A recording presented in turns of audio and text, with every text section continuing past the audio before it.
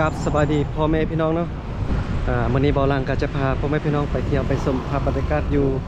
ประตูไซเนาะแต่ว่าก่อนจะขึ้นไปประตูไซนี่บอลังจะมาซื้อเครื่องดื่มด้านนี้ก่อนเดี๋ยวจะพามาเบิ่งตอนครั้งแรกที่บอลังมาเวียงไม่ไหมนะบอลังมาเห็นอันกาแฟมาเลยนะบอลังว่าอยากจะซื้อกินแต่ว่าบ่สร้างกดซื้อเพราะปกติ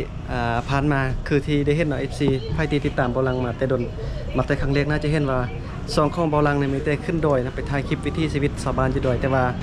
เดี๋ยวนี้บอลังเข้ามาในเมืองเนาะมานครหลวงเวียงจันทร์แล้วก็มาเห็นนี่เนาะในตู้ขายเครื่องดื่มสังว่าผ่านมาบอลังไปดอยไปซื้อเครื่องดื่มกินอยู่ดอยก็บ่ได้ยากเนาะซื้ออยู่ห้านธรรมดาแต่ว่าบอลังมาเห็นตู้อันนี้อยู่ในเมืองนี้บอลังบ่สร้างจะกดซื้อกินเนาะก็เป็นเรื่องตลกกันนะแต่ว่าตอนนี้ก็เป็นแล้วไพ่ที่ว่าอยู่บ้านนอกแล้วเข้ามาในเมืองเคยเป็นแบบเบาลังกับคอมเมนต์บอกเบาลังได้เนาะวันนี้เบาลังก็จะพาขึ้นไปเที่ยวชมภาพมุมสูงเนาะภาพมุมสูงจากประตูใสเดี๋ยวจะให้เบิ่งทางด้านหน้านี่การเป็นประตูใสเนาะเอาขึ้นไปทางด้านทึ่งคนนะเราสามารถเบิ่งบรรยากาศรอบๆภายในประตูใสได้เลยเนาะแต่ว่าก่อนจะขึ้นไปเบาลังเติมกำลังก่อนเนาะซื้อเครื่องดื่มก่อนเดี๋ยวจะบอกวิธีกดซื้อจังไรเนาะมันจะมีปุ่มกดนะสมมติว่าเบาลังอยากจะซื้ออันสติงพวกนี้เนาะมันก็จะมีราคาบอกนี้บอกหนึ่งนี่14,000กีบเนาะเราก็จะกดที่นี่จากกดนี้เราก็มันจะมีQR ออกบนนี้เราก็เอา QR เอาสแกนจ่ายนะหลังจากสแกนจ่ายแล้วมันก็จะตกลงมานี่จะประมาณนี้นะเดี๋ยวเบาลังจะซื้อเครื่องดื่มกินก่อนตอนนี้เบาลังก็ซื้อเครื่องดื่มสติงเนาะเพิ่มกำลังก่อนจะขึ้นไปประตูไซนี่ต้องมีกำลังขึ้นไปนะเพราะว่าจะได้ยางขึ้นขั้นใดได้บ่มีลิฟต์แล้วก็บ่มีขั้นใดเลื่อนได้เขาต้องได้ยางขึ้นขั้นใดไปเนาะส่วนทางด้านนี้บอนทางหน้านี่จะมีบอนจอดรถจักรเนาะถ้าว่าจอดไว้อยู่ทางด้านนี้จะบ่เสียเงินถ้าว่าไปจอดทางฝั่งคุณนี่จะเสียเงินคันหนึ่ง5,000กีบเนาะแต่ว่าบอลังมาจอดฝั่งนี้บ่เสียเงินแต่ว่าต้องล็อกกระแจคอรถไว้ดีๆนะโอเคเนาะเดี๋ยวก่อนจะขึ้นไปประตูไซนี่บอลังจะมารีวิวแถวบริเวณรอบๆให้เบิ่งก่อนว่าอยู่แถวประตูไซนี่มีอย่างใดเนาะเพื่อที่ใครที่สนใจอยากจะมาเล่นมาเที่ยวประตูไซนะอยากจะรู้ว่าบรรยากาศรอบๆของประตูไซนี่มีอย่างใดแล้วก็มีร้านขายเครื่องบ่หรือว่าอาหารอย่างใดเนาะมื้อนี้บอลังก็จะมารีวิวให้ทัวร์ให้เทิงเลยเนาะบริเวณรอบๆประตูไซอยู่นครหลวงเวียงจันทร์นะซึ่งอยู่ด้านข้างประตูไซนี่ก็จะมีร้านเนาะมีร้านเครื่องดื่มร้านคาเฟ่นี่แหละการตกแต่งร้านการออกแบบร้านนี่โอ้งามขนาดเลยเดี๋ยวจะพายางเที่ยวชมนะเบิ่งบรรยากาศรอบๆก็ประมาณนี้เลยมีเดินจอดรถน้อยรถใหญ่สะดวกสบายนะบอกเราให้ดูสาวงามเลยเดี๋ยวจะพามาเบิ่งร้านก็จะตกแต่งนะนี่ป้าทางร้านนี้งามเลย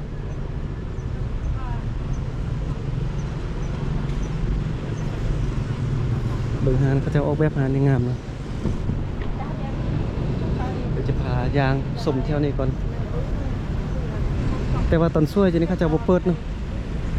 เจ้าน่าจะเปิดตอนแรงประมาณ5 โมงแรงเพราะว่าตอนช่วยแบบนี้อากาศมันจะร้อนนะเจ้าก็เลยบ่เปิดกับประมาณนี้นะบรรยากาศรอบๆมีร้านคาเฟ่นี่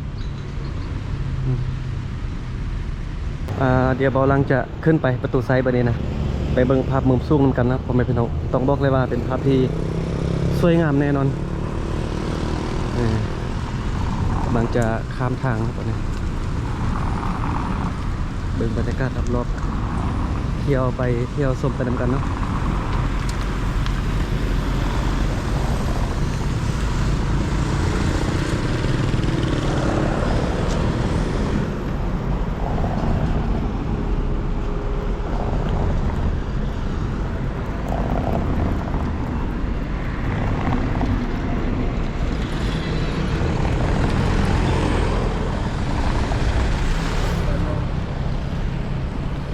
โอเคข้ามทางมาแล้วมาตอนช่วยจริงอากาศมันก็จะร้อนเนาะบอลังแนะนำให้มาตอนประมาณ5 โมง 6 โมงนะถ้าว่าเป็นไพ่ที่อยากจะมาเดินเที่ยวชมเที่ยวบริเวณนะแต่ว่าไพ่ที่อยากจะขึ้นไปทางด้านเทิงก็ต้องมา ประมาณ2-3 โมงเนี่ยประมาณมาตอน5 โมงนี่ก็จะปิดใส่บริการแล้วบ่ให้ขึ้นไปทางด้านเทิงรถสวยแบบนี้ก็บ่ค่อยมีคนมาลิ้นมาเที่ยวไล่ปานใดนะส่วนไผที่มีแฟนเนาะพาแฟนมาอยากได้ฮุบคู่ก็อยู่ประตูใส่นี่เพิ่นก็มีนายสร้างพาประจำอยู่นี่เนาะมีหลายคนเนาะเดี๋ยวจะพาขึ้นไปชมวิวด้านเทิงกันเลย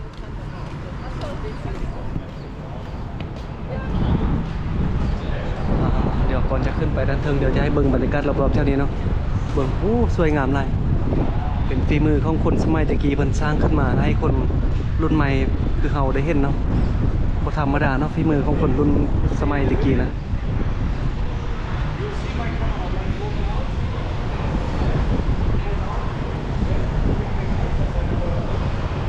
อันนั้นก็น่าจะเป็นยูทูบเบอร์เนาะเราก็มารีวิวคือกันนี่นักท่องเที่ยวมาเล่นมาเที่ยวไล่เนาะ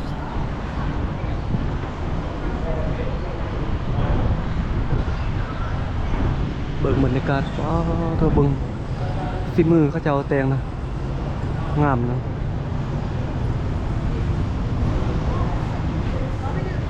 โอเคนะบอลซื้อปีก็จะอยู่ทางด้านนี้เลยเดี๋ยวจะซื้อปีแล้วก็ขึ้นไปเที่ยวชมกันนะโอเคนะจุดซื้อปีก็อยู่บนนี้หลังจากซื้อปีแล้วเราก็ขึ้นไปเที่ยวไปชมได้เลยเนาะคนลาวก็5,000 กีบคนต่างประเทศก็30,000 กีบเนาะเดี๋ยวระหว่างทางที่จะขึ้นประตูใส่นี่จะรีวิวเลยเนาะว่าเส้นทางหรือเส้นขั้นใดขึ้นไปประตูใส่นี่เป็นยังไงเดี๋ยวจะรีวิวการขึ้นประตูใส่ให้เบิ่งกันประมาณนี้เนาะ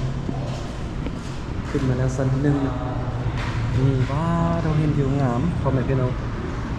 อลังการงานสร้างเนาะงานฝีมือของคนลาวสมัยตะกี้นะขั้นใดขึ้นไปนี่จะเป็นแบบนี้เลยขั้นใดนะเป็นแบบนี้ยางขึ้นไปนะ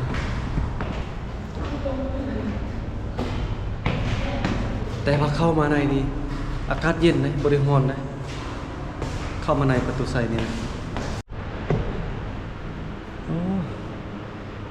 ขึ้นมาฮอดสันนี่เดี๋ยวพามาเบิ้งสันนี้จะมีรูปภาพเนาะรูปภาพสมัยตะกี้นะเห็นบ่ประตูใส่สมัยตะกี้มันจะเป็นแบบนี้นะอย่างดีที่ว่าเพิ่นเก็บภาพสมัยตะกี้มาให้เบิ่งเนาะก็ถือว่ารูปภาพสมัยตะกี้กับปัจจุบันนี้ก็มีความที่ว่าแตกต่างกันหลายเนาะเดี๋ยวจะให้เบิ่งเนาะบอนที่เพิ่นกำตอนเพิ่นกำลังสร้างนะประตูใส่ตอนที่กำลังสร้างใหม่ๆเนาะประมาณนี้เลยรถสมัยเก่าตะกี้นี่กับประตูใส่โอ้ตอนนี้ตอนน้ำท่วมตอนน้ำท่วมประตูใส่นี่โอ้นี่พวกพาประตูใส่สมัยตะกี้ยังมีรถทีบแบบนี้เนาะ มีบนวงเวียนที่เบาลังขี่รถมาเมื่อกี้โอ้หลายปีเนาะประตูใส่นี่สมัยตะกี้นะประมาณ10 ปลายปีก่อนเกือบฮอด20 ปีนะตอนเบาลังอย่างน้อยๆพ่อแม่ก็เคยพามาเล่นมาเที่ยวเนาะซึ่งว่าบ้านของเบาลังก็อยู่อุดมไซเนาะอยู่ไกลจากนครหลวงเวียงจันทร์ประมาณ600 ปลายกิโลเนาะจากสมัยตะกี้ขี่รถมานี่โอ้ใช้เวลาในต้นเป็นมือนึงเกือบ2 มือเนาะจึงมาฮอดเวียงจันทร์นะตอนนี้เบาลังก็ย้ายแล้วก็มาเที่ยวคนเดียวเดี๋ยวนี้พ่อแม่ก็อยู่บ้านเนาะกำลังประตูใส่กำลังสร้าง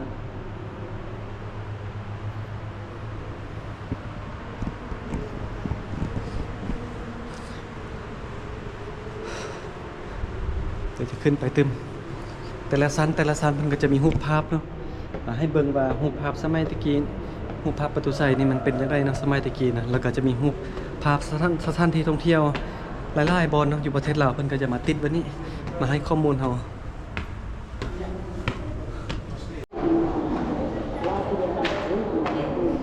เบิ่งโฆษณาในนึงเนาะ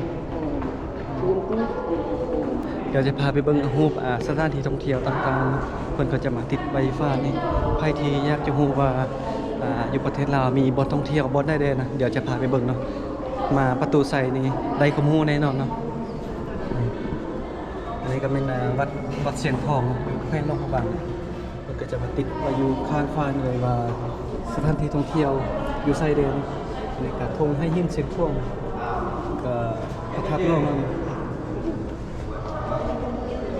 ในท่องเที่ยวหลายบนประเทศลาวอยู่ประเทศลาวนี่ต้องบอกเลยว่ามีบทท่องเที่ยวหลายแห่งเนาะ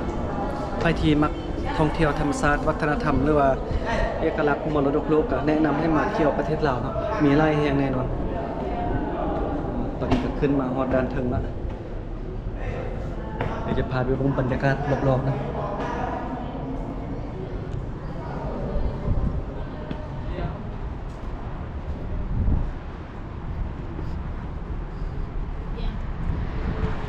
สวยงามหลายพ่อแม่พี่น้องต้องคุ้มค่าเนาะเมืองความงามแหล่งท่องเที่ยวที่สำคัญอยู่เวียงจันทร์ประเทศลาวเฮาเบิ่งเนาะสวยงามหลายพ่อแม่พี่น้องคุ้มค่ากับการเดินทางขึ้นมาเห็นเนาะเบาหลังเดินทางหลายร้อยกิโลมาเห็นภาพงามๆแบบนี้เนาะสุดยอดนะคุ้มค่าเลยงามหลาย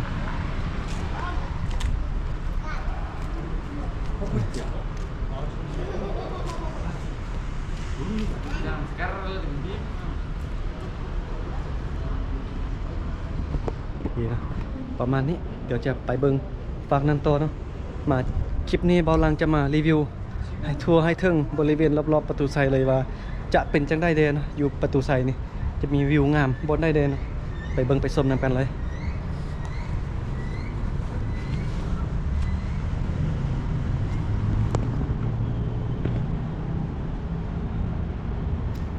งานฝีมือของคนสมัยตะกี้อลังการงานสร้างเนาะสวยงามเลยนี่มาฝากนี่บัดนี้ตลาดเซากับอยู่แถวนั้นเนาะไปซื่อๆแล้วก็เลี้ยวซ้ายไปพุ่นกับไปฮอดอันแคมคลองไปตลาดมืดเนาะถ้าว่าไปทางด้านนี้ก็ไปซื่อๆกับถึงพุ่นฮอดวงเวียนก็เลี้ยวขั้วนี่จะไปพระธาตุโลกเวียงจันทน์เนาะแต่ถ้าว่ามาทางนี้บัดนี้มาทางนี้เนาะไปทางนี้ซื่อๆแล้วก็เลี้ยวซ้ายแล้วก็เลี้ยวขั้วไปพุ่นตึมจะไปฮอดแคมคลองฮอดตลาดมืดแล้วก็ตลาดซีห้อมนะจะไปทางด้านนี้ตอนนี้เบาหลังยืนอยู่ก็คือประตูไซโอ้จับกล่องเน้นๆเลยตอนนี้สวยงามมากนะเบิ่งวงเวียนนะเป็นภาพที่คุ้มค่ากับการเดินทางแน่นอนพ่อแม่พี่น้องมาเที่ยวมาชมบ้านเมืองเฮาพัฒนาเจริญไปไกลแล้วเนาะเดี๋ยวนี้นะเบิ่งเนาะสวยงามเลย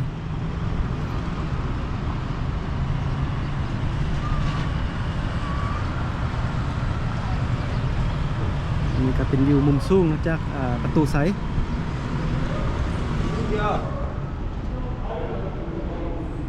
จากเมื่อก่อนที่บอลังมาลิ้นมาเที่ยวเวียงจันทน์นี่บ่ได้เป็นแบบนี้เนาะอย่างบ่ทันแบบบ่คือแบบนี้นะบอลังมาเดี๋ยวนี้ก็ยักลงทางแล้วบ่จื้อแล้วเพราะว่าบ่ได้มาดนละตอนมาใหม่ๆก็ลงทางตลอดแต่ว่าตอนนี้ก็ยังลงทางอยู่บางบอนที่บ่เคยไปนะแต่ได้เบิ่งแผนที่ตลอดนะ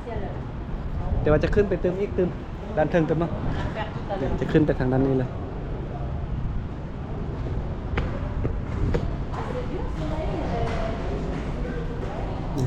ขึ้นใดขึ้นไปตึมอีกสั้นนึงแล้วถึงคนแหละขึ้นไปตึม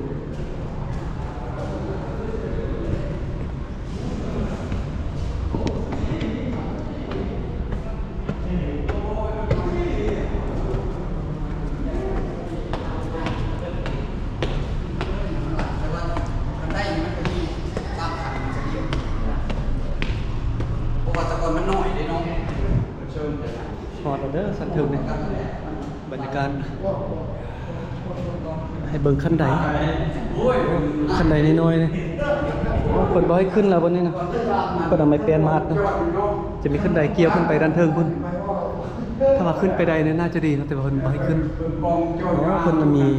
พระอยู่นี่เนาะพระใบนี้คนน่าจะบอกให้ขึ้นไปถึงเนาะเห็นแล้ว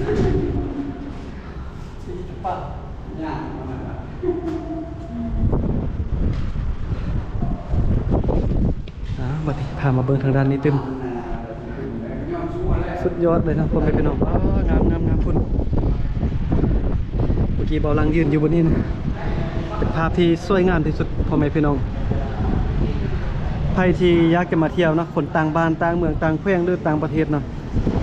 มาเที่ยวนี่บ่ผิดหวังแน่นอนพ่อแม่พี่น้องใครมาเที่ยวนะ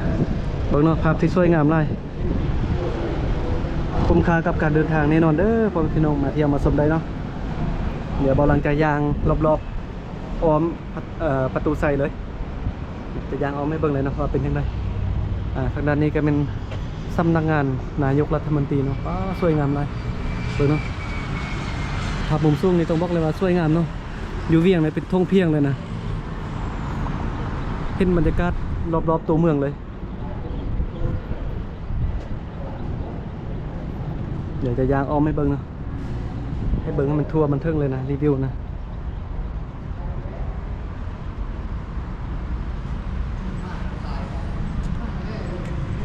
ประมาณนี้เนาะโอ้ทางนี้ยังสวยงามถ้าใครอยากไปอันพระธาตุหลวงนะไปทางนี้เนาะไปซื่อๆเลยเส้นทางนี้นะไปซื่อๆแล้วก็ฮอดวงเวียนจะมีวงเวียนแล้วก็เลี้ยวขวาเนาะไปบ่ไกลพระธาตุหลวงนะมอเนาะบริเวณนี้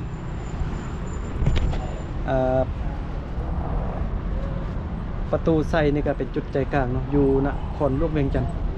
บ่อลังตะกี้ลงทางเท่าไรนี้จะเอาประตูไซเป็นหลักเลยเพราะว่าประตูไซเป็น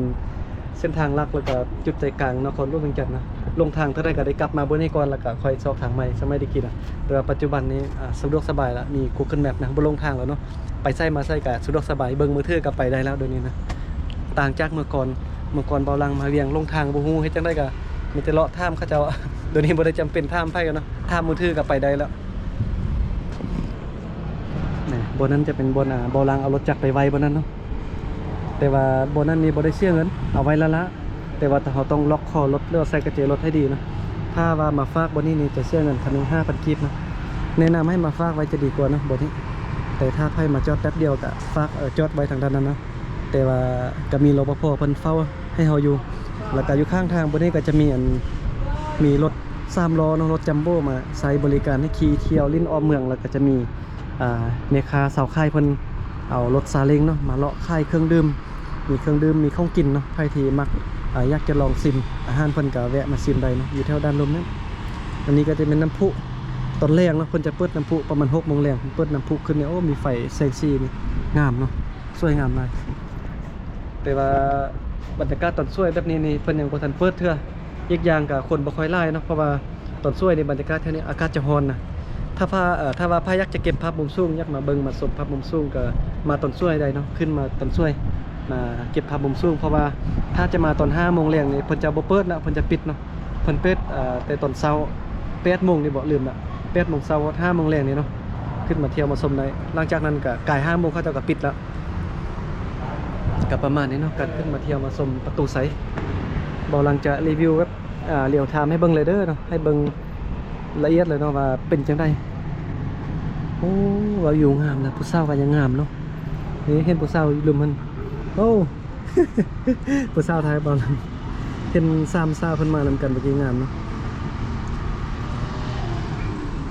บอกเลยว่าคุ้มค่าเนาะสาวก็งามวิวก็งามเนาะแล้วก็มาทางด้านนี้นี่บ่นี้การเป็นบ่นั้นเปาลังไปนั่งกินเครื่องดื่มเมื่อกี้นะไปรีวิวอาหารเขาเจ้านะแบบอาหารเขาเจ้านี่คล้ายคือเหือนแต่ว่ามันมีล้อรถนะสามารถลากเคลื่อนที่ไปมาได้นะงามเลยเขาเจ้าตกแต่งอาหารนะแล้วก็อยู่ทางด้านนั้นเป็นวัดเนาะโอ้งามเลยเนี่ยบนนี้ก็มีอาหารคาเฟ่บอลที่บอลลังไปซื้อเครื่องดื่มมันนะ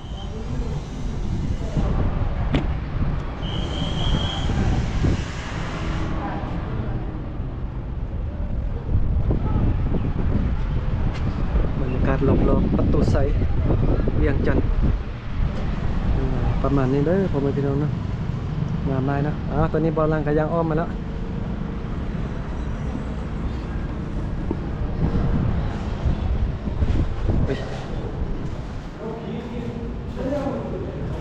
พระเท่าเพิ่นว่าสาเหตุที่ว่าบ่ให้ขึ้นไปด้านเทิงนี่ก็ย้อนว่ายานคันใดมันจะหักเนาะนี่เพราะมันเก่าแก่แล้วเนาะเริ่มเสื่อมสภาพไปตามอายุเวลาเนาะเพราะว่าหลายปีแล้วนะเป็นยานเกิดอุบัติเหตุแล้วก็บ่ให้ขึ้นไปเพื่อความปลอดภัยของนักท่องเที่ยวเนาะบ่ให้ขึ้นไปเพราะว่าเริ่มเก่าแล้วอีกอย่างก็มีพระอยู่นี่เนาะเพิ่นมากราบไหว้มาขอพรเฮาจะขึ้นไปด้านเทิงมันก็จะบ่งามนะก็เลยว่าบ่ให้ขึ้นไปดีกว่าขึ้นมาคนนี้ก็พอแล้วนะเพราะว่าขึ้นมานี่ก็เห็นอยู่กับน้ำแล้วเป็นพระเก่าแก่นะบ่เท่าเนาะสมัยตะกี้เพิ่นเนาะนานเพิ่นมันเป็นวงกลางสามโล โอ้มันเป็นวงกลางเนาะเหนื่อยนี่ แล้วก็มีเงินคนใช้นี่พอเท่าเป็นว่าพระสร้างองค์นี้เอามาแต่หลวงพระบางเพิ่นเนาะกับเบาลังกับมังเห็นนักท่องเที่ยวเพิ่นมานั่งกราบไหว้มาขอพรอยู่นี่ก็ประมาณนี้เนาะโอ้ผมเห็นนักท่องเที่ยวคนจีนลิ้นมาลิ้นลายได้มาลิ้นมาเที่ยวลายได้คนจีนคนไทยคนฝรั่งมาลายเนาะประเทศลาวเฮาก็ถือว่าเป็นบนท่องเที่ยวที่น่าสนใจของคนต่างบ้านต่างเมืองต่างประเทศเนาะให้ความสนใจมาลิ้นมาเที่ยวบ้านเฮาก็ถือว่าดีเนาะคนสมัยตะกี้ที่เพิ่นสร้างแบบประตูใสแบบนี้ให้คนรุ่นใหม่ให้เฮาเห็นเนาะแล้วก็ให้คนต่างประเทศให้โมโหมาเห็นว่าคนลาวสมัยตะกี้ก็มีฝีมือสำได้เนาะ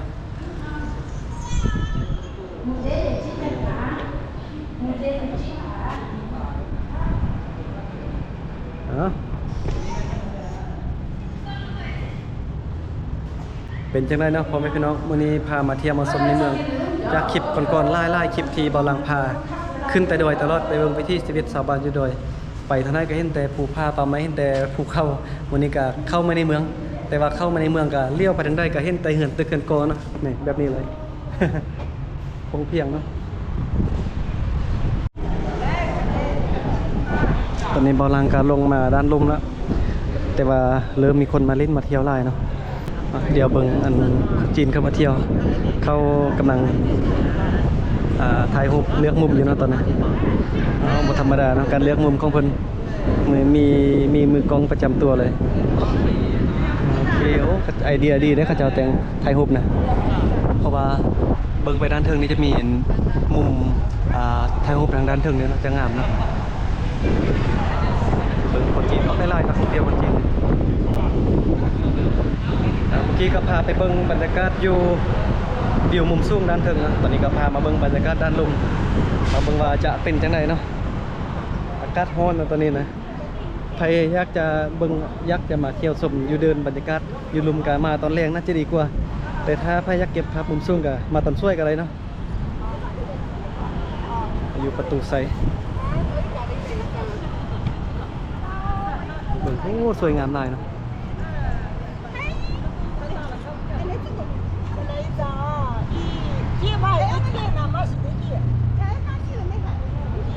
โอเคนะประมาณนี้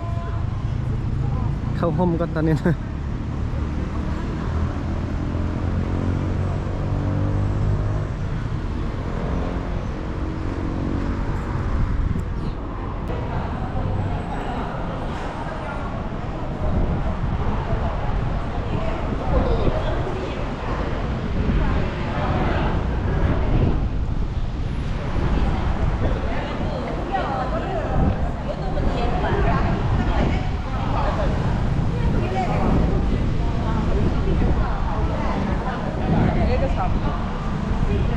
บัดนี้เดี๋ยวจะพาไปเบิ่งทางด้านพูนเนาะเบาลังบ่ได้พาบ่เคยไปทางพูนจักเทื่อเดี๋ยวจะลองไปเบิ่งแต่ว่าอากาศร้อนนะมื้อนี้นะ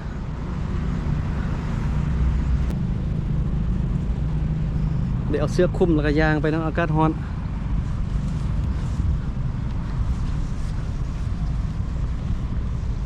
เบิ่งบรรยากาศข้ามทางไปฝากพุ่นกันแม่นอันหานแม่ค้าเพิ่นอันใส่รถ3 ล้อเนาะมีตำส้มมีน้ำปั่น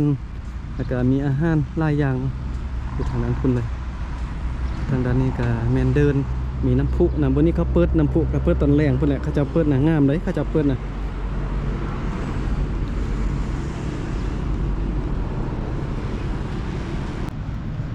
ส่วนทางด้านนี้ก็แมนบอลจอดรถเนาะจะมีจอดรถจักรแล้วก็จอดรถใหญ่เนาะรถจักรนี่คันหนึ่ง5,000 กิโลรถใหญ่คันหนึ่งท่านกับหูนะเพราะว่าบ่หลังบ่เคยมีรถใหญ่ มีแต่รถจักรคันเดียวนี่เป็นเดินประมาณนี้นะประตูใส่บางเทื่ออยู่แถวเดินนี่เขาจะจัดงานเลยบางเทื่อนะมีงานจัดเบิ่งเรื่องฮุบเงาบ่ประเภทนี้เนาะเบิ่งสภาพเบาหลังตัวนี้ฮ้อนกันเนาะอากาศฮ้อนได้ฮ้อนว่ะอันนี้ก็จะแม่นฮานคาเฟ่เนาะใครที่ย่างเล่นแถวเดินอากาศร้อนๆมานั่งพักผ่อนกินกาแฟเย็นๆอยู่นี่นั่งซากมือถือเนาะอยู่นี่แล้วก็จะมีห้องน้ำเด้อห้องน้ำจะอยู่ทางด้านนี้เนาะอยู่ล่างคาเฟ่เลยห้องน้ำนะจะมีป้ายบอกเนาะ แล้วก็มีทั้งขี้เยอะเราจะบอยทิมขี้เยอะสะสายได้บอกแล้วก็เอาขี้เยอะมาทิม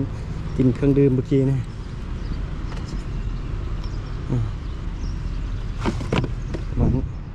มาเบิ้งน้ำพุตัวที่สองเนี่ยเนาะบนนี้เบาลังบนนี้มาจากเทือเคยไปเบิ้งแต่น้ำพุฝากคนเนาะ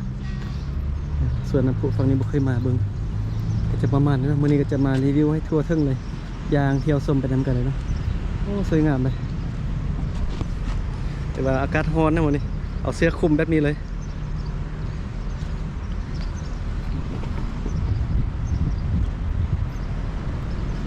ถ้าไปซื้อๆทางด้านนี้ก็ไปฮอดวงเวียนทางด้านหน้าพุ่นจะไปอันเลี้ยวขั้วนี่จะไปพระธาตุโลกเวียงจันทน์นะเป็นภาพเลี้ยวถ้ำเลยเนาะมันนี่พามายางมาเที่ยวมาชมไปนำกัน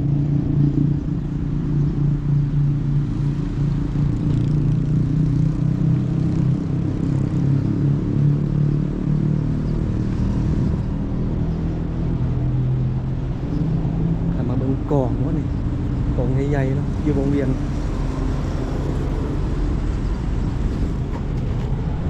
วิวงามไหมบนนี้นี่บอลังยางมอดวงเวียนปักนี่แหละบรรยากาศในเมืองจากเมื่อก่อนบอลังขึ้นตรงขึ้นดอยบรรยากาศอยู่ดอยสงบเนาะบ่วุ่นวายคือสังคมในเมืองแต่ว่าอยู่ในเมืองก็ดีคนละอย่างมีอาหารการกินหรือว่าเครื่องใช้ต่างๆจะมีครบเนาะแต่การขี่รถนี่ก็จะวุ่นวายนิดนึงลำบากนิดนึงนะอย่างทำทางแล้ว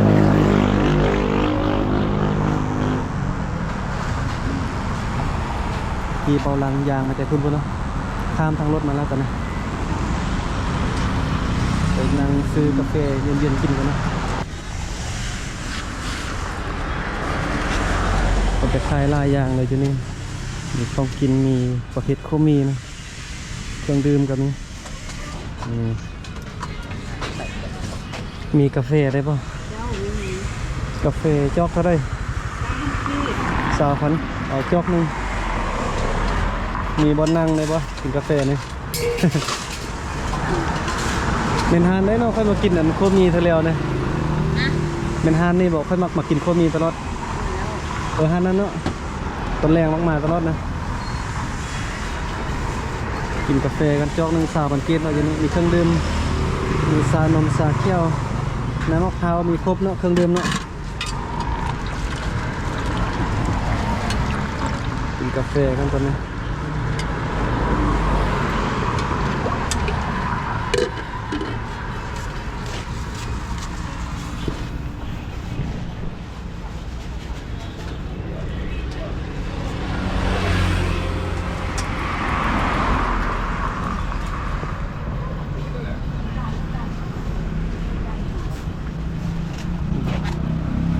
นั่งมาได้นะ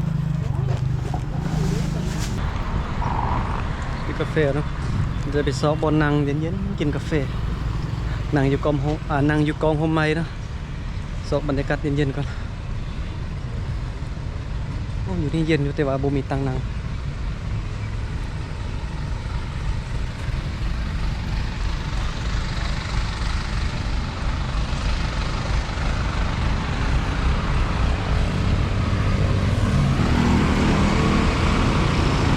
การขับขี่รถอยู่ในเมืองบ้าบุญวายเนาะ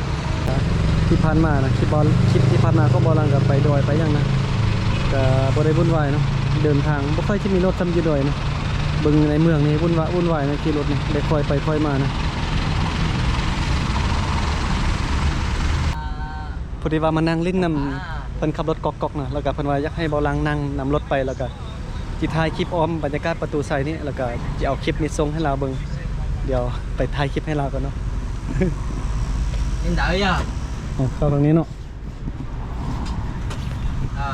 บัดนี้ ขัดอ้นนี่ถึงนั้นเนาะขับออมนิดนึงไปบัดนี้นะเพิ่นอยากไปคลิปตัวนี้เนาะเดี๋ยวจะให้เบิ่งเข้ามาเป็นจังไดประดามมักมุมกล้องโกโปรแห้งเนาะมักแท้มากว่าอยากจะเห็นบรรยากาศมุมกล้องเนี่ยลองรถบัดนี้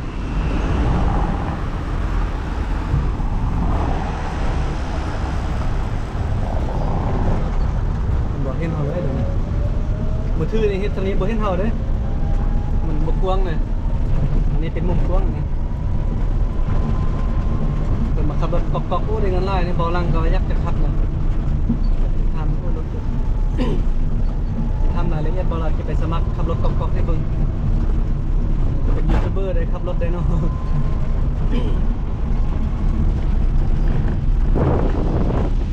บรรยากาศมันก็โอ้ไหวที่รถนี่กันนะ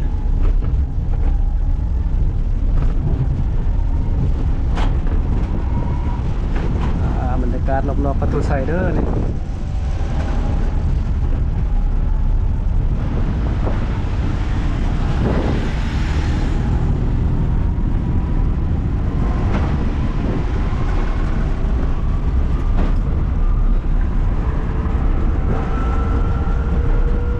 ผมใบเขา40 คนเนาะ50 คนนะ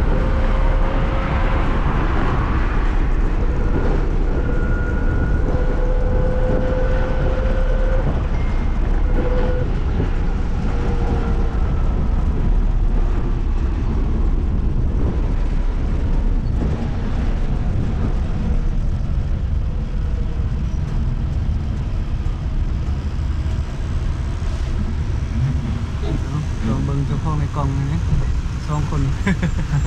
ประมาณนี้เนาะคนละมักกล้องโกโปรมักมุมกล้องนั้นมันงามนะ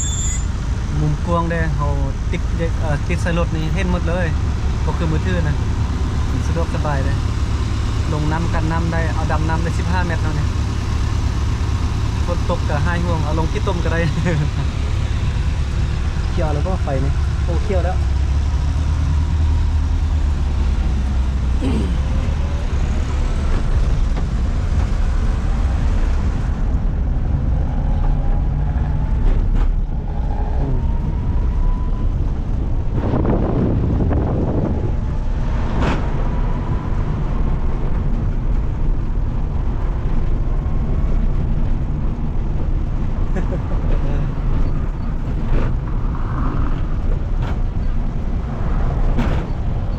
เดี๋ยวหอมหนึ่ง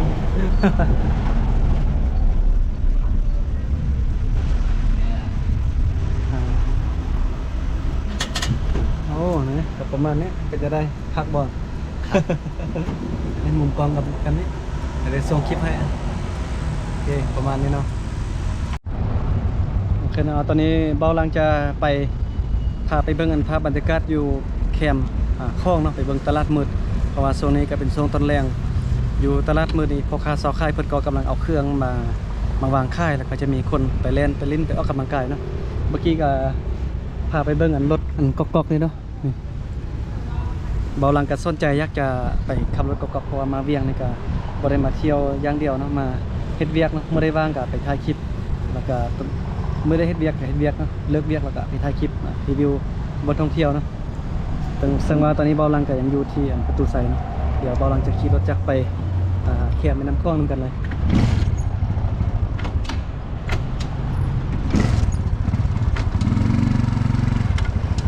รถไล่นะช่วงนี้นะ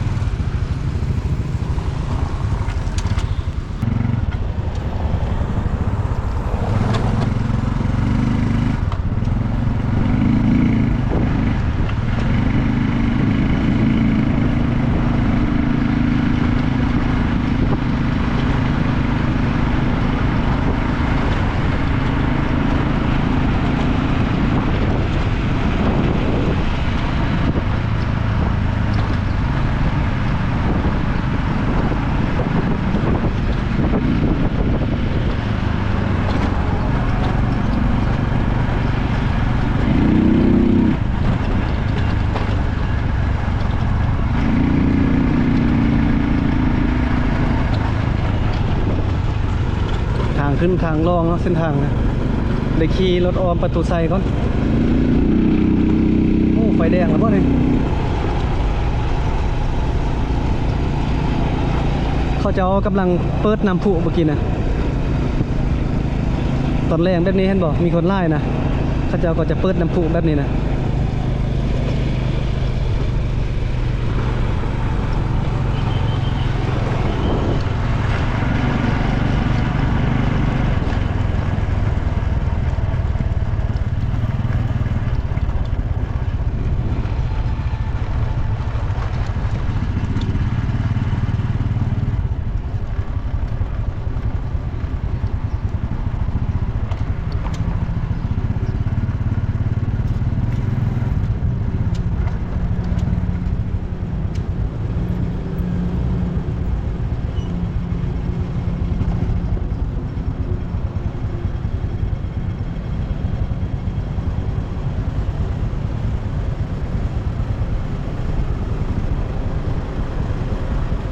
ถติดไฟแดงอยู่แถววงเวียนประตูไซเนาะเป็นบรรยากาศรอบ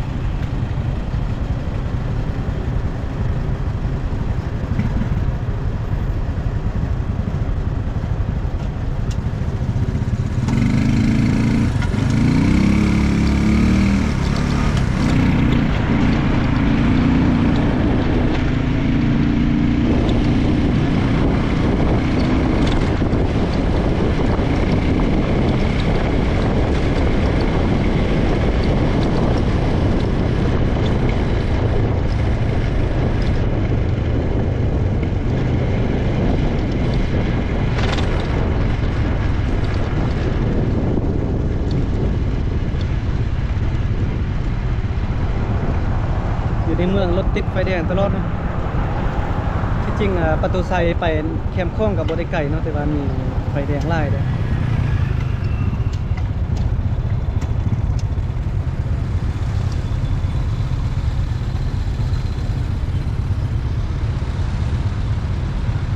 ตอนมาใหม่ๆโธ่บสร้างขี่รถเลยบสร้างไปใส่นะเบิ่งรถไล่วุ่นวายนะตอนนี้ก็เริ่มเป็นแล้ว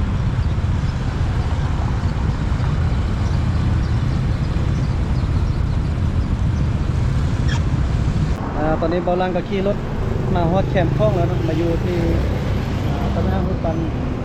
อนุสาวรีย์กลางอนุวงศ์เนาะซึ่งว่าเส้นทางเส้นนี้นะสามารถขึ้นแล้วก็ลองได้แล้วเนาะถ้ากระเปิดมือวันที่28 เดือน2นี่นะเป็นเส้นทางแบบขึ้นได้ลองได้ปกติแล้วเดินจากเมื่อก่อนนี่เป็นเส้นทางที่ว่าลองขึ้นมาอย่างเดียวนะแต่ว่าตอนนี้ไปมาได้แล้วเนาะเปลี่ยนเส้นทางเลยเด้อให้มาทางนี้เนาะ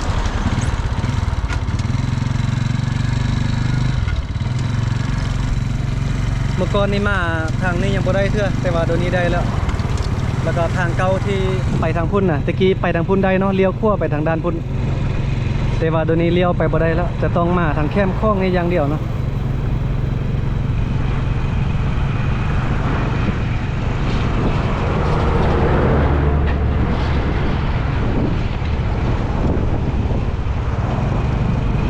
อยู่เส้นทางแคมป์ข้องนี่ก็จะมีโซนที่เพิ่นเปิดร้านอาหารเนาะทานกินดื่มแล้วก็เป็นบอนที่เขาเจ้ามาเล่นออกกำลังกายก็อยู่ทางด้านขั้วมือนี่เนาะจะเป็นเดินที่เขาเจ้ามักมาเต้นมาออกกำลังกายทุกแรกเนาะเขาเจ้ามาออกกำลังกายตอนเช้าตอนแรกมีคนมาออกกำลังกายตลอดเลยส่วนทางด้านซ้ายมือนี่ก็เป็นโซน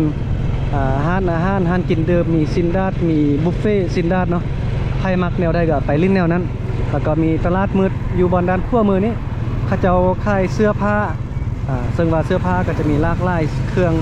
หลากหลายเสื้อผ้าเนาะเอาไปเลาะซื้อบางโซนค่ายทึกบางโซนค่ายแพง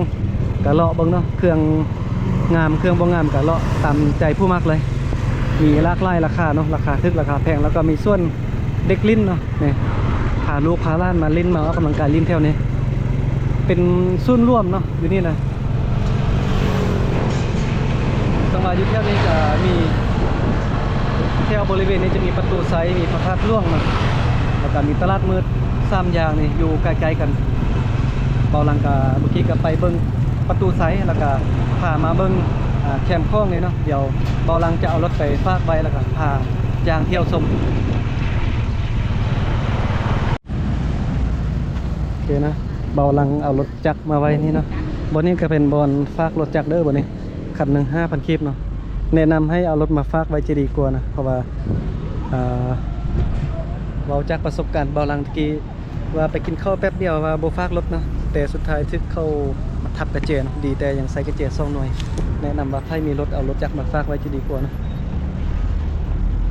ส่วนข้ามทางรถไปฝากคุณกาเมนอันตลาดมืดนะสักว่าพอคาเสาค่ายเพิ่นกำลังเก็บเครื่องอยู่เด้อตอนนี้ตอน4 โมงตอน5 โมงเนาะเพิ่นกำลังเอาเก็บเครื่องมาค่ายเนาะมาเปิดห้านอยู่ตอนนี้เป็นบรรยากาศผ่านมาเห็นแต่ดงแต่ดอยภูเขาเนาะตอนนี้ขึ้นมาในเมืองเบิ่งบรรยากาศในเมืองตอนแรงแบบนี้นี่มีคนมาแล่นออกกำลังกายมาลิ้นออกกำลังกายอยู่แถวเดินนี้หลายเนาะ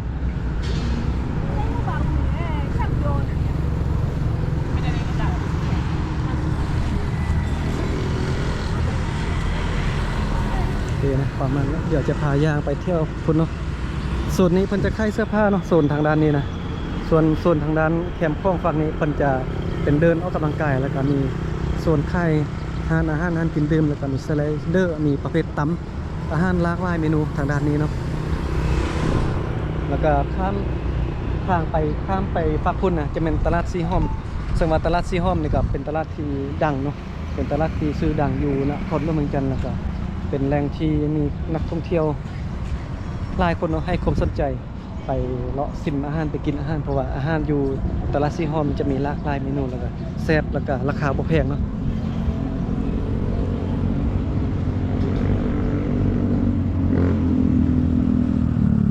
ข้ามแม่น้ำคลองไปฝั่งพุ่นก็เป็นประเทศไทยแล้วบ่หลังนี้พามาเบิ่งเที่ยวนี้ก่อนเนาะเพราะว่าฮู้ทางไปเที่ยวนี้บนอื่นบ่ฮู้เนาะบ่หลังจะพาย่างไปเบิ่งส่วนเจ้าอนุวงศ์เนาะไปบอนที่มีรูปปั้นเจ้าอนุวงศ์เพราะว่าบ่ได้มาหลายปีแล้วจะไปเบิ่งเนาะโซนห้องน้ำก็จะอยู่ทางด้านนี้เนาะ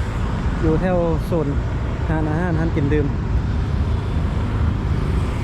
วันนี้ก็มีอาหารแบบอันนี้เขาเจ้าส่วนมากจะให้ทานต่ำเนาะประเภทเครื่องต่ำทะเลเพราะเรืออาหารต่ำสั่งประเภทนี้จะอยู่ทางโซนนี้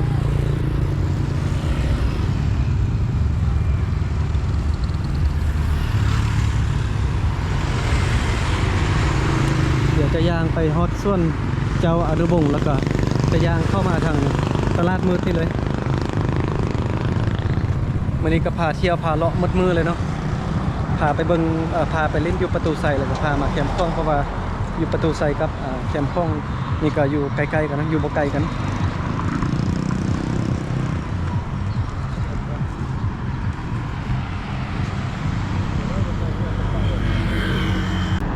ตอนนี้เบาลังกายางมาฮอดรูปปั้นเจ้าอนุวงศ์แล้วเนาะบ่ได้มาหลายปีละบ่นี้นะจากเมื่อก่อนตอนเป็นวัยรุ่นก็ได้มาเฮียนอยู่เวียงก็ได้มาเล่นบ่นี้เนาะประมาณ10ปลายปีก่อนนะพ่อแม่พี่น้องแต่เดินเบาลังก็กลับมาลิ้นมาสมอีกตึมแต่ว่ามาเท่านี้ก็บ่คือเก่าเพราะว่ามีการเปลี่ยนแปลงไปหลายอย่างเพราะว่าเพิ่นก็พัฒนาไปหลายอย่างเลยแล้วก็สวยงามกว่าเก่าเนาะเพราะว่าจะเป็นเส้นทางหรือว่าจะมีร้านอาหารเพิ่นก็ปรับปรุงหลายขึ้นกว่าเก่าเนาะจากเมื่อก่อนนี่อาหารมีแต่น้อยเดียวแต่ว่าปัจจุบันนี้เรื่องอาหารหรืออาหารแค่เครื่องนี่มีหลายอย่างเลย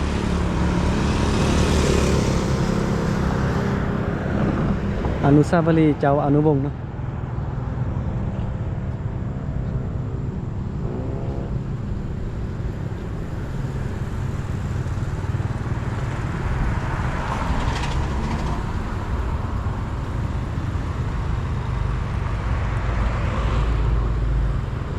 จะให้เบิ่งบรรยากาศรอบๆนี่เลยจะเป็นประมาณนี้เนาะ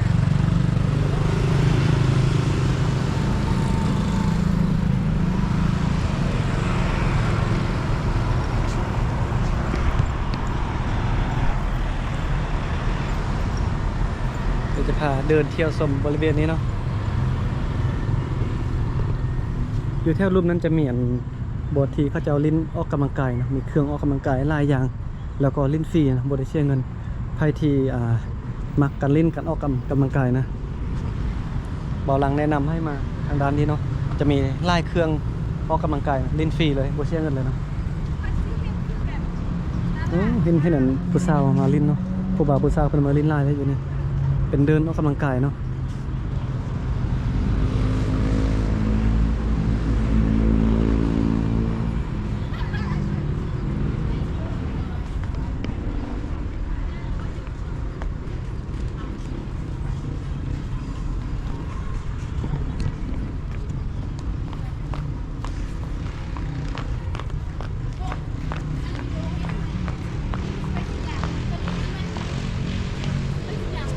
เดี๋ยวจะพาไปเบิ่งบอลออกกำลังกายยางมาทางด้านนี้เนาะมีเครื่องออกกำลังกายนี้หลายอย่างเลย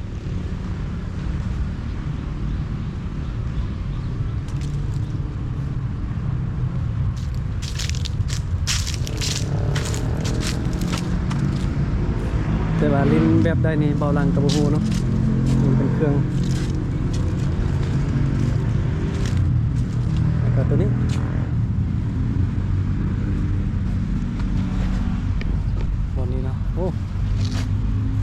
แบบได้นี่น่าจะยกบันนี้พ่อเนาะโอ้ยกบันนี้มาแล้วปุ๊บได้คำเนาะเดี๋ยวมาหน้าวางๆเลิกเวียกแล้วก็พากันมาเล่นมาออกกำลังกายบ่จำเป็นต้องไปเข้าฟิตเนสเนาะถ้าว่าไปเข้าฟิตเนสนี่จะได้เสียเงินแต่ว่ามาแถวส่วนเจ้าอนุวงศ์นี่บ่ได้เสียเงินเพราะว่ามีเครื่องออกกำลังกายหลายอย่างให้เราเล่นฟรีเลยประมาณนี้เนาะ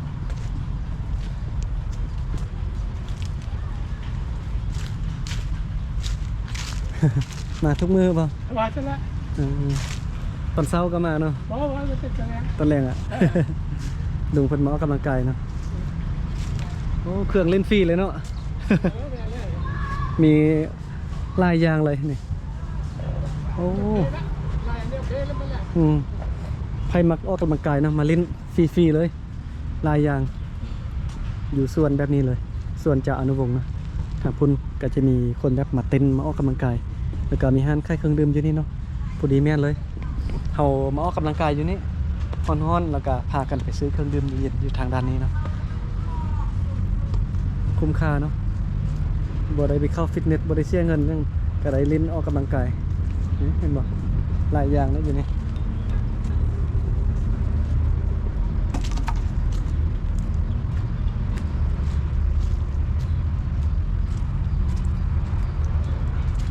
ไปจะยางไปจนสุดเบิ่งว่า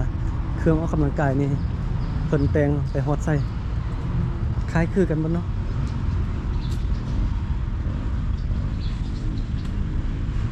หลายอย่างเครื่องออกกำลังกายโอ้มาสุดอยู่นี่เนาะประมาณนี้มีอูอยู่นี่พร้อม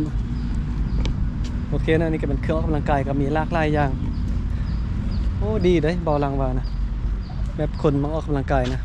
ตอนแรกนะใครที่อยู่บริเวณเหือนไกลๆแถวนี้นะเฮ็ดเวียกแล้วก็มาออกกำลังกายมาเล่นมาชมวิวมีนักท่องเที่ยวมาเล่นมาเที่ยวไล่เด้ออยู่แถวนี้นะเพราะว่ามันอยู่จุดใจกลางนครหลวงเวียงจันทน์นะแม่นบ่ครับเนี่ยแม่นบ่นั่น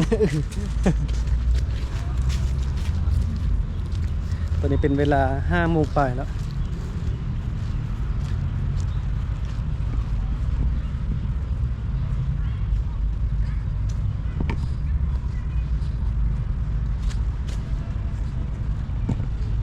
ไปทางด้านนี้ต่อปะเนี่ย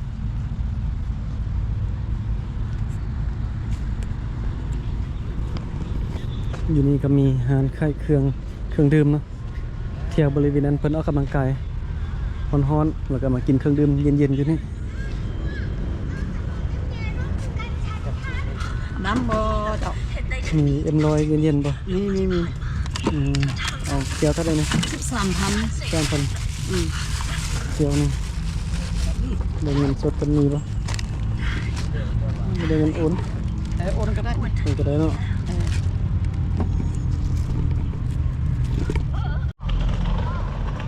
มาซื้อเครื่องดื่มนั้นแม่เพิ่นขายอยู่นี่ทุกมือเนาะเป็นใส่รอแล้วไม่มาเลยเมื่อกี้อันไปไข่M100บ่มีแห้งให้ อัน ลุงมันไข่ให้น่าอายได้เนาะเป็นคนนุ่มแล้วบ่มีแห้งนะ ว่าไป มื้อนี้ก็ย่างมืดมือก็เลยเมื่อยนะมือมื่นเลยเนาะมื่นน้ำเหือนะขอบใจได้ลุงเด้อ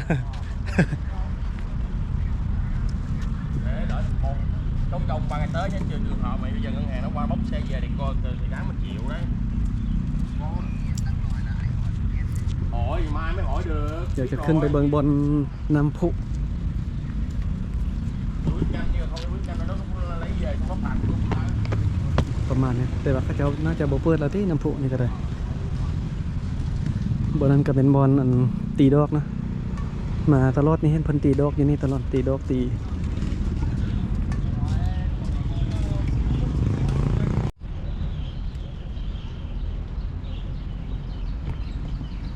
บนนี้ก็เป็นทางเดินนะเพิ่นมาเล่นมาเล่นมาออกกำลังกายนะเป็นประมาณนี้เลยเดินนะเพื่อมานั่งพักผ่อนว่าเนาะกินกาแฟหรือว่ามานั่งบางคนมาออกแบบรูปตัดต่อคลิปวิดีโอเนาะมานั่งเล่นอยู่กองต้นไม้เย็นๆมาออกกำลังกายอยู่นี่ก็เป็นประมาณนี้ส่วนจะอนุวงศ์นะเดี๋ยวจะพาเข้าไปเบิ่งบรรยากาศอยู่ในตลาดมืด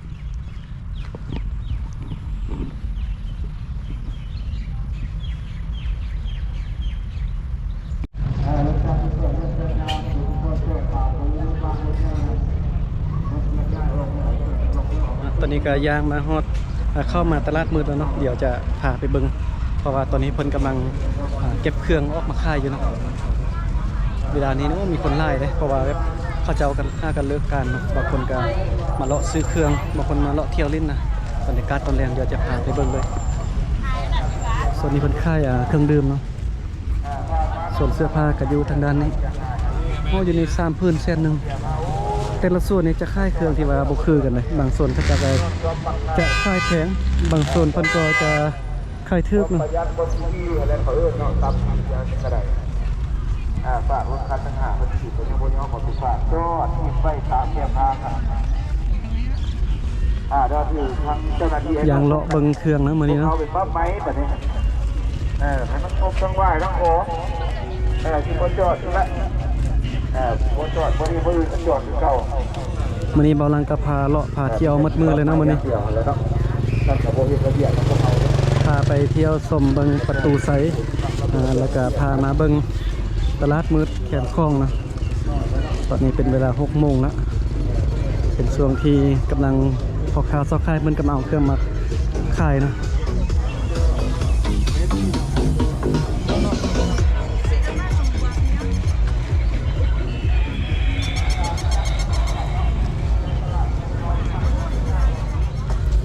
โซนนี้เพิ่นขายเกิบเนาะเกิบราคาทึกๆคู่หนึ่ง25,000กีบก็มี45,000กีบก็มีเนาะเกิบงามๆราคาทึกๆอยู่โซนนี้เด้อนะ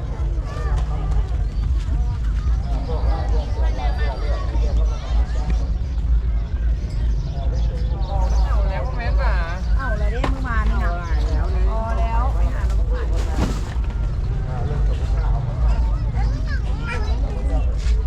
จุ่มให้จุ่มให้ไม่เลยจุ่มให้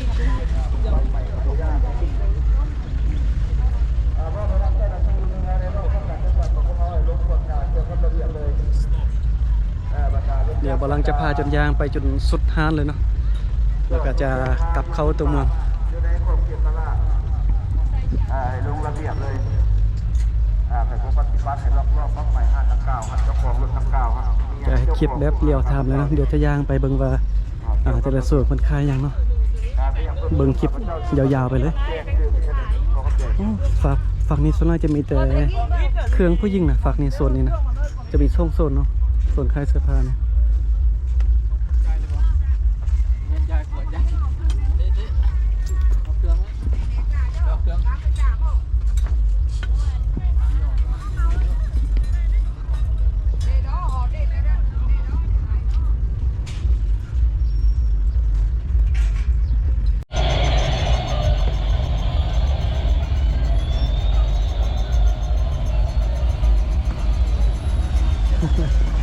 ดูสาวต่างประเทศนะน่าจะเป็นคนจีนว่าคนมาเล่นมาเที่ยวนะ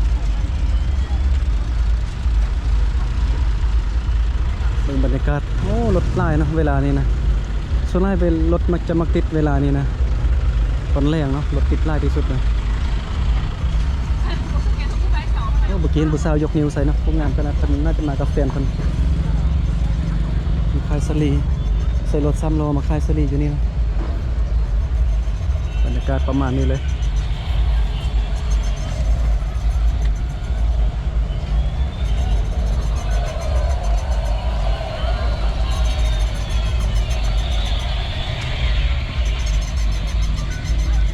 ติดใจอันชาวจีนหรือว่าชาวเกาหลีเมื่อกี้เอายกซองนิ้วใส่พวกงามขนาดเนาะบรรยากาศอยู่ตลาดมืดนี่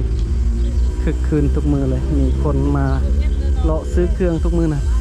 เขาเจ้าน่าจะได้ขายดีนะที่ว่าเปิดหานอยู่นี่นะเพราะว่าตามที่เบิ่งนี่เห็นแบบจะมีคนมาทุกมือเลยนะบอกว่าจะเป็นคนภายในอยู่นครหลวงหรือว่าคนต่างบ้านต่างเมืองต่างแขวงหรือว่าต่างประเทศเนาะมีนักท่องเที่ยวหลายไปเลยนะเครื่องอยู่นี่น่าจะได้ขายดี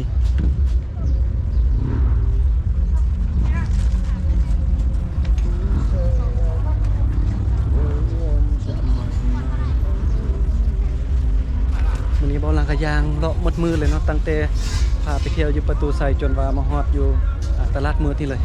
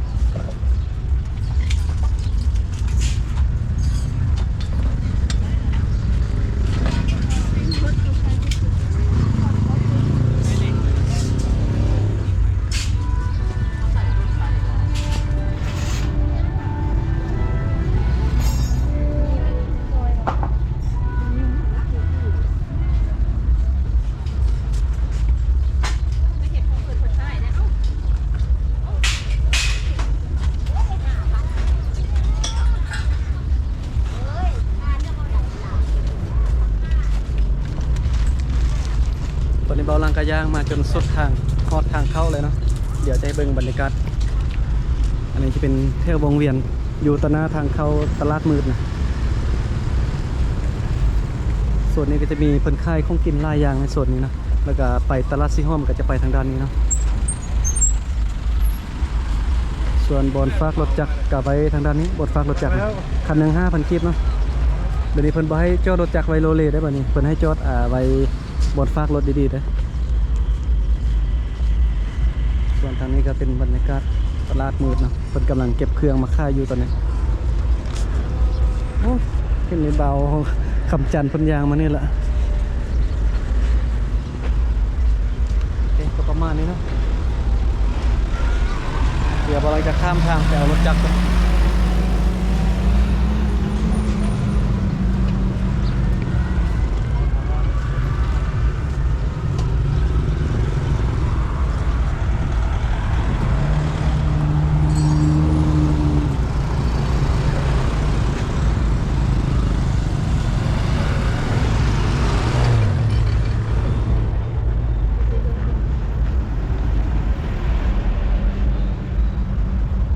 ประมาณนี้เนาะมื้อนี้มัดมือเลยเบาลังก็พาไปเที่ยวไปชมตั้งแต่ตอนช่วยพุ่นน่ะอยู่ประตูไซแล้วก็มาตลาดมืดบรรยากาศคึกคืนทุกมื้อเนาะอยู่แถวตลาดมืดเลยบรรยากาศตอนแรง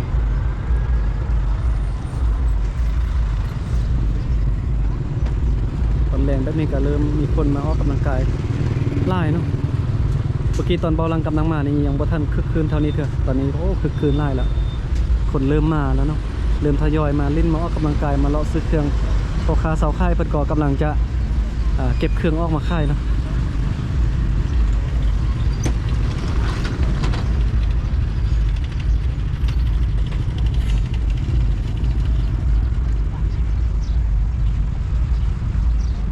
โอเคเนาะคลิปนี้มานี่เบาลังกับข้ออนุญาตจบคลิปเพียงเท่านี้กันเด้อจะได้ก็ขอบใจพ่อแม่พี่น้องที่เข้ามาเบิ่งคลิปของเบาลังตั้งแต่ต้นจนฮอดตอนจบคลิปเดียวนี้เลยขอบใจหลายๆเนาะเดี๋ยวคลิปต่อไปเบาลังจะพาไปใส่กะรอท่าเบิ่งคลิปต่อไปของเบาลังเด้อ